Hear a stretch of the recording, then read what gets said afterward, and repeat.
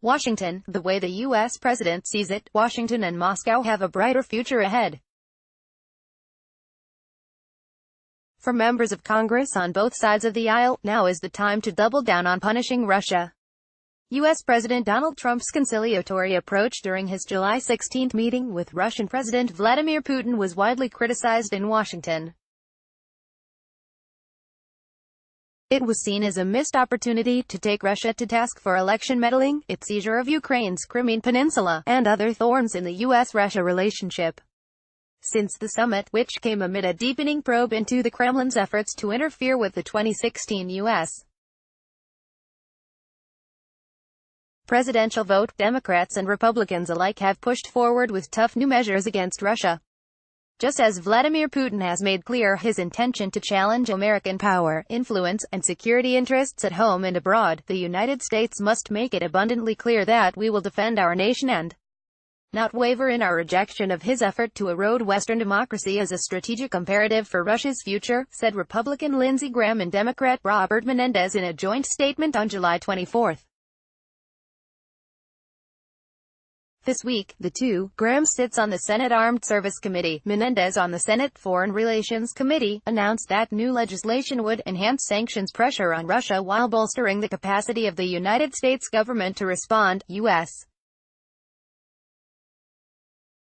Senator Lindsey Graham, "We will defend our nation." Among other things, the bill would increase sanctions against Russian energy and financial companies, wealthy Kremlin-connected businessmen, and so-called parastatal entities, private companies that are believed to work closely with Russian government and intelligence agencies.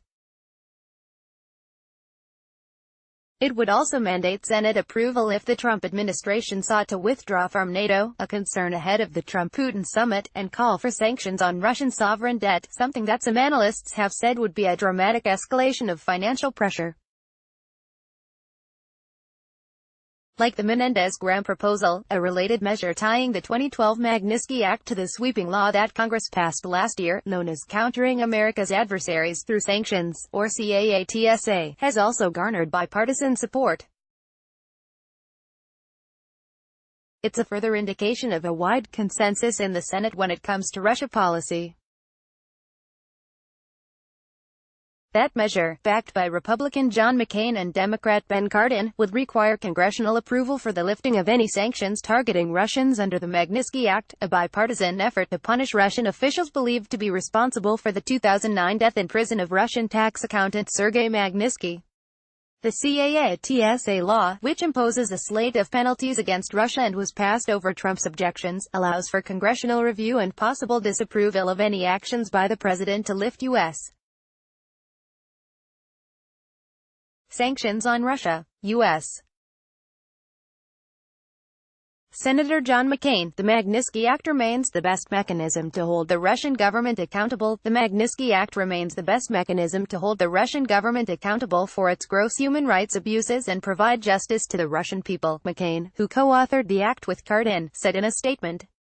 Putin knows this and has been fighting against it for years. The Senate Foreign Relations Committee, meanwhile, has called for new hearings on U.S.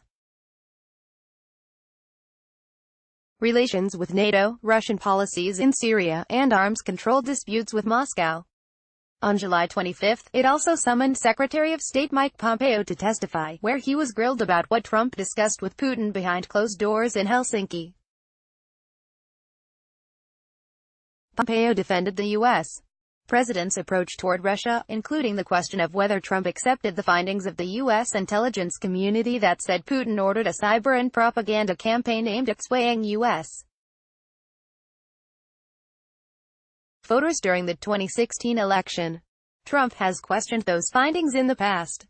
He has a complete and proper understanding of what happened, Pompeo said. I would also add that President Trump is well aware of the challenges that Russia poses to the United States and our partners and allies. And he has taken a staggering number of actions to protect our interests. Secretary of State Mike Pompeo testifies before the Senate Foreign Relations Committee on July 25. President Trump is well aware of the challenges that Russia poses to the United States. Pompeo also unveiled the formal, non-recognition policy toward Russia's 2014 annexation of Crimea, cementing a policy that Trump has publicly questioned. Menendez questioned why Trump's meeting with Putin included only interpreters, not advisors, and asked why there was no detailed public explanation from the White House about what was discussed. "I really don't believe, Mr. Secretary, that you know what happened during the president's 2+ hours of conversation with President Putin, and I really don't know much more about the summit after sitting here for 3 hours than I did before," Menendez told Pompeo.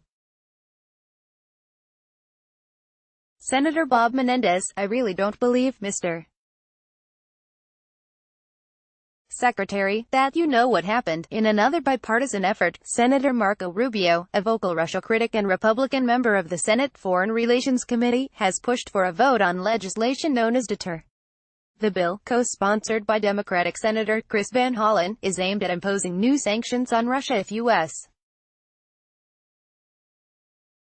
intelligence uncovers meddling in the upcoming midterm congressional elections, something some U.S.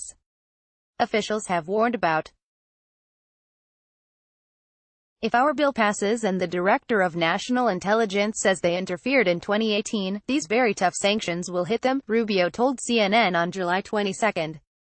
"So Putin knows going in what the price of doing so is." Though CAATSA passed overwhelmingly in Congress, some lawmakers, particularly Democrats, have accused the Trump administration of dragging its feet in imposing financial restrictions.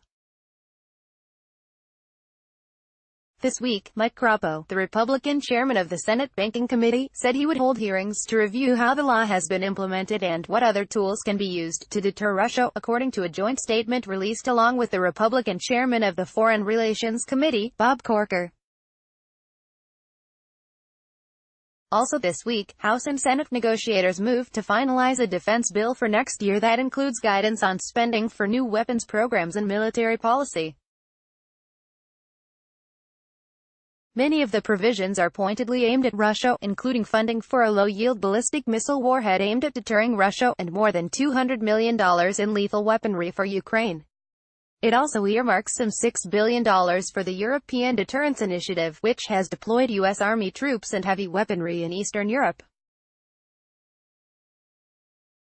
Defense Secretary Jim Mattis on July 24 pushed back on assertions by Russia that Trump and Putin had agreed to cooperate in helping refugees return to Syria, where the United States and Russia are waging a parallel, but overlapping, military campaign.